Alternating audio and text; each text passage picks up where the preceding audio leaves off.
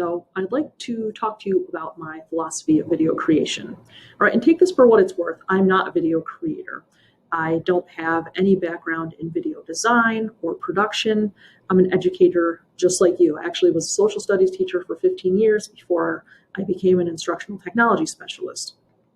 So what I want to share with you are a few things that have worked for me and helped to guide me as I've created some of my screencasts.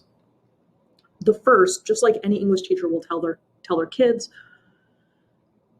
their writing, or in this case, your screencast video, it should have three components: a beginning, a middle, and an end. Start your screencast by giving a quick introduction of what's going to be covered or what will be learned. This should really be like 5 or 10 seconds. Then get into the body of the video where you explain or discuss the concept. This is the instructional part. And then finally, have a conclusion. Either quickly sum up the main point or kind of sign off with like a tagline or a goodbye or a thanks for watching or a see you next time, like most video creators have that tagline that they all use in common. Second, this is important. Keep videos short. The shorter they are, the more likely that your students are going to watch the entire video. Most students are not going to sit through a 20-minute video, which I know is rough because most of you have your kids in class for that amount of time. Research shows that most people kind of tune out after 2 minutes. So if you can keep your instructional videos to 2 minutes or less, that's great. And I realize as I'm talking, I'm going over 2 minutes. So I think the point is when you can keep them short, but you don't want to sacrifice the content that you're presenting, right? But keep in mind, shorter is better.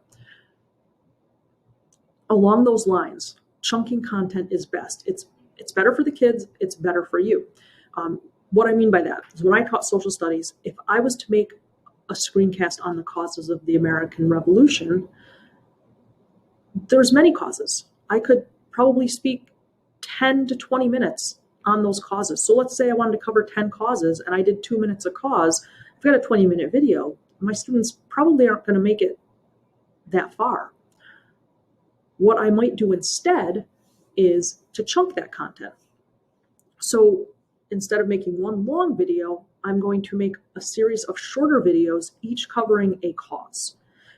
When I make training videos for this course and my other courses, I also try to use this concept because Google's always changing. So I might make a really nice video on how to create a Google form, but then the look of Google Forms changes or a feature gets added, and then I have to redo the entire video. So when you chunk, it's a lot easier for you because if you do need to re-record or update the content, it's much easier to just re-record a snippet as opposed to one big long video.